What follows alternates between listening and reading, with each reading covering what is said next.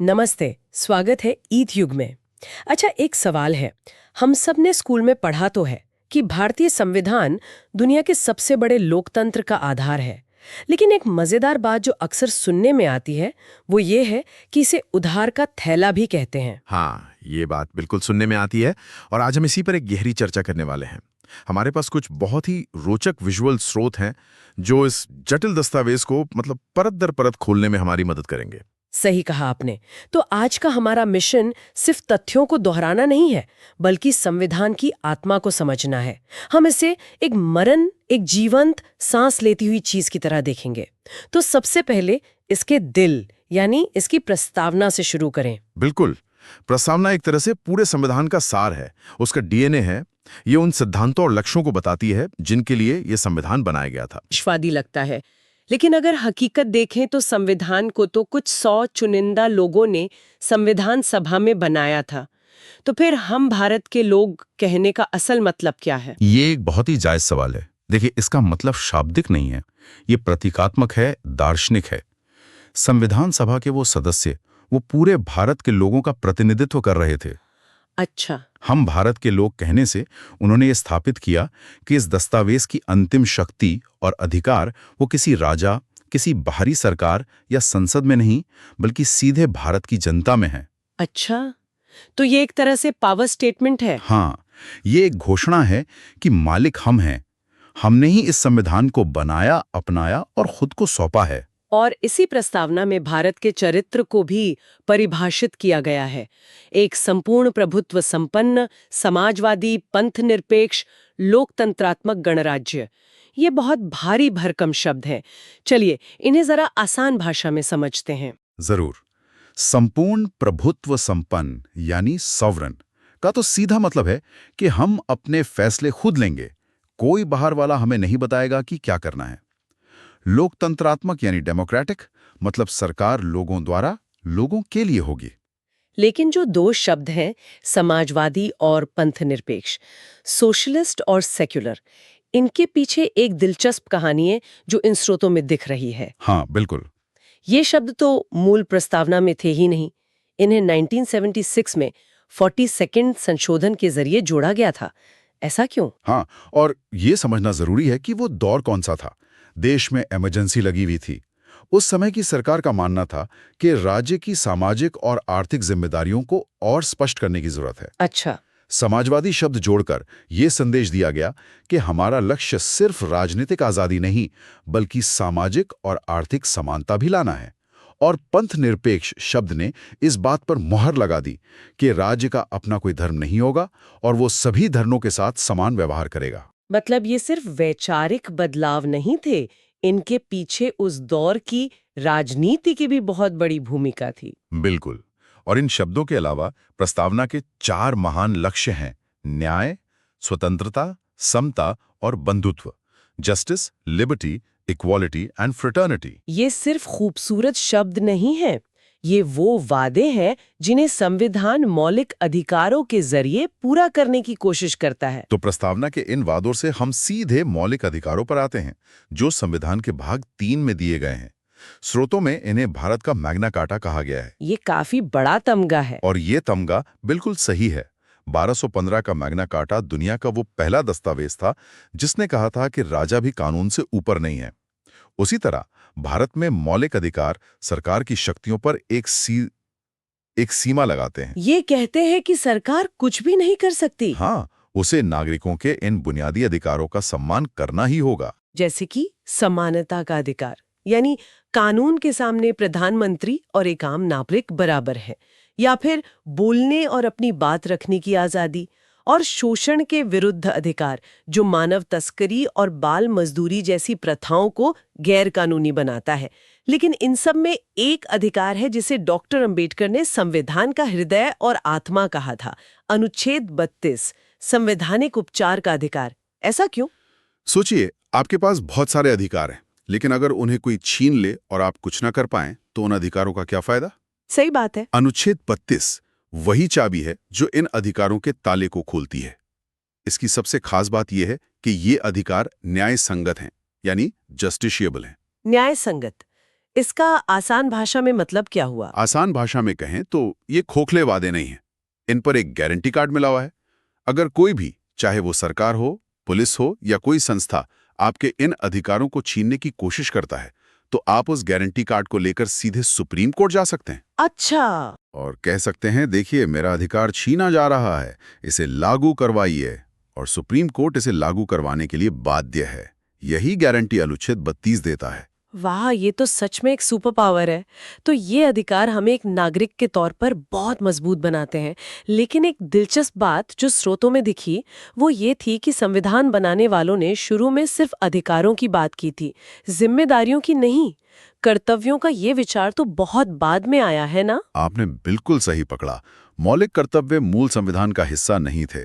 इन्हें भी 1976 में उसी 42वें संशोधन के जरिए स्वर्ण सिंह समिति की सिफारिश पर जोड़ा गया था। अच्छा, उसी संशोधन में? हाँ, इसके पीछे सोच ये थी कि नागरिक अपने अधिकारों को लेकर तो जागरूक हैं, लेकिन देश के प्रति उनकी कुछ जिम्मेदारियां भी हैं। ये याद दिलाना भी जरूरी है। और मुझे इन स्रोतों में एक बात देखकर और हैरानी हुई।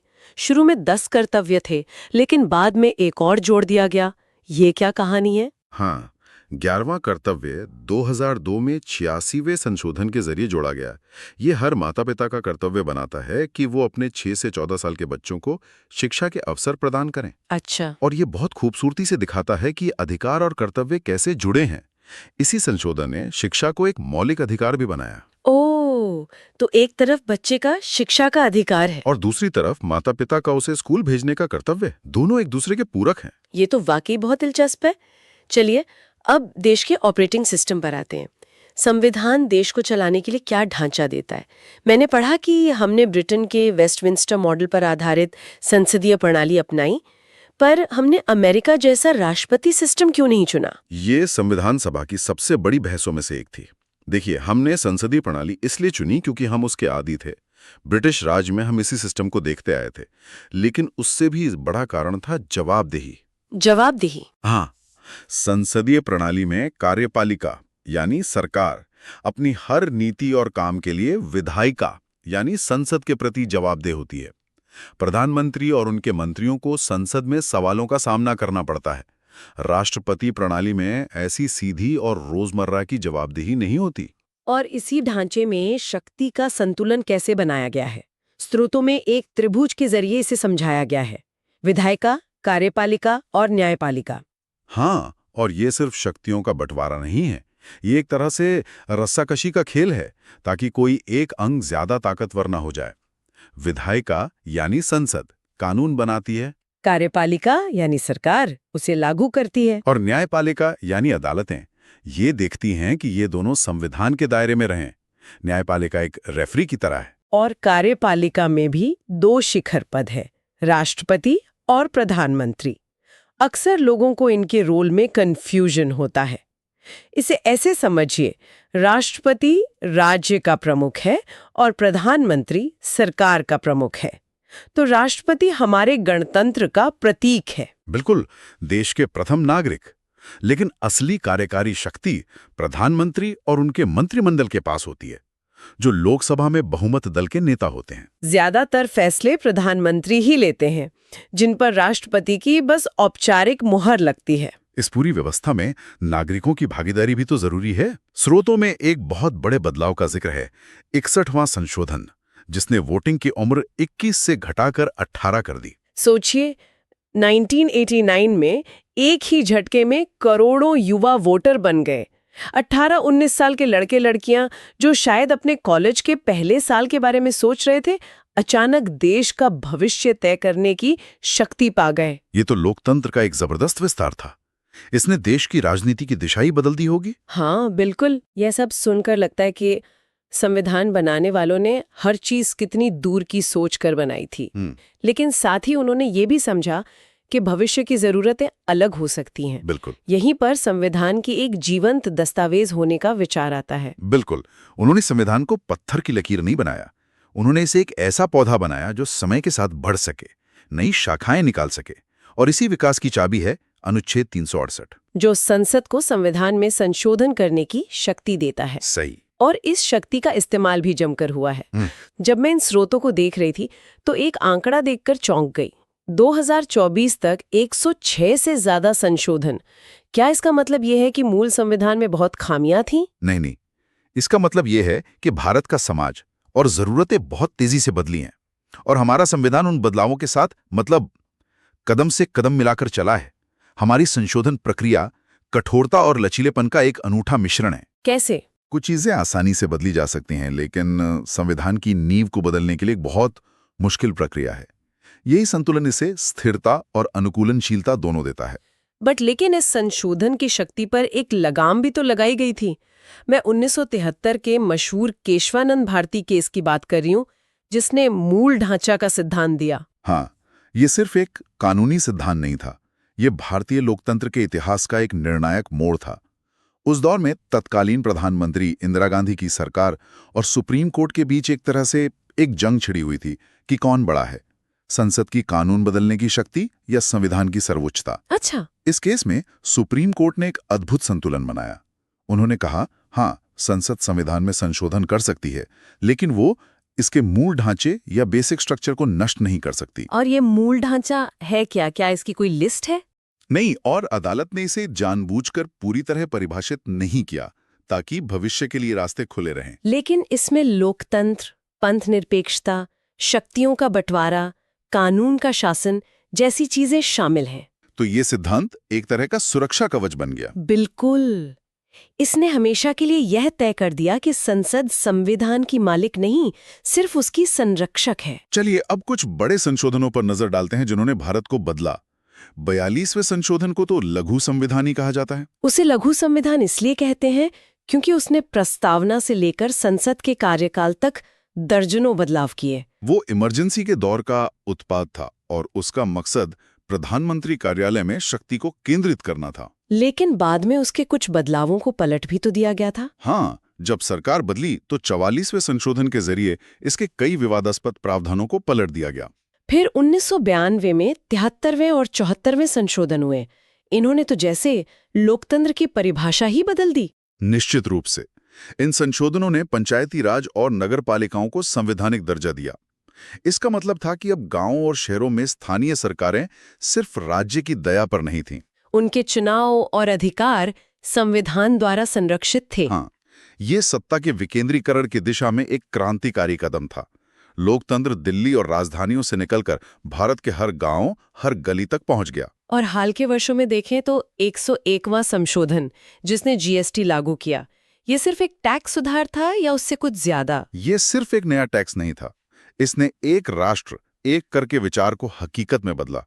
स्रोतों के अनुसार इसका सबसे बड़ा असर ये हुआ कि इसने राज्यों के बीच टैक्स को लेकर जो बाधाएं थीं, उन्हें हटा दिया। अच्छा, वो चेक पोस्ट वाली दिक्कतें। हाँ बिल्कुल, जीएसटी ने भारत को सही मायनों में एक एकीकृत आर्थिक बाजार बना दिया। और सबसे हालिया 106वां संशोधन, नारी शक्ति वंदन अधिनियम, ये भी एक बहुत बड़ा मील का पत्थर है। हाँ, ये लोकसभा और विधानसभाओं में महिलाओं के लिए 33% आरक्षण का प्रावधान करता है।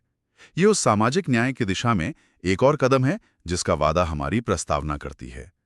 ये सभी संशोधन दिखाते हैं कि हमारा संविधान एक म्यूजियम में रखी हुई चीज नहीं है। ये एक बहती हुई नदी है जो समय के साथ अपना रास्ता बनाती चलती है। तो आज की इस गहरी चर्चा को अगर मैं समेटूं तो हमने देखा कि संविधान की प्रस्तावना हमारे राष्ट्र के आदर्शों का घोषणा पत्र है। मौलिक अधिकार हर नागरिक का सुरक्षा कवच है। शासन प्रणाली एक ऐसा इंजन है जो देश को चलाता है और संतुलन बनाए रखता है। और संशोधन की प्रक्रिया वो क्षमता है जो इस इंजन को समय के साथ अपग्रेड करती रहती है। बिल्कुल। आज 25 भागों, 12 अनुसूचियों और 448 से ज्यादा अनुच्छेदों के साथ ये दुनिया का सबसे लंबा लिखित संविधान है। लेकिन इसकी महानता इसकी लंबाई में नहीं, इसकी जीवंतता में है। इस संदर्भ में डॉक्टर B.R. अम्बेडकर का वो उद्धरण याद आता है जो हमारे स्रोतों में भी है। हाँ, उन्होंने कहा था, संविधान केवल वकीलों का दस्तावेज नहीं, यह जीवन का वाहन है। इसका मतलब है कि ये सिर्फ नियमों की एक सूखी किताब नहीं है, ये एक ऐसा जीवन साधन है जो एक राष्ट्र और उसके करोड़ों लोगों के जीवन को आगे बढ़ाता है, उसे दिशा देता है और आकार देता है। तो आज की चर्चा के अंत में हम अपने श्रोताओं के लिए एक विचार छोड़ना चाहेंगे। हमने देखा कि हमारा संविधान कठोरता और लचीलेपन का एक मिश्रण है, इस पर सोचिएगा जरूर कि आज के तेजी से बदलते भारत के संदर्भ में संविधान का कौन सा हिस्सा यानी उसका मूल ढांचा बिल्कुल अपरिवर्तनीय रहना चाहिए और कौन सा हिस्सा अगली पीढ़ी की चुनौतियों का सामना करने के लिए और अधिक लचीला या तेजी से विकसित होना चाहिए।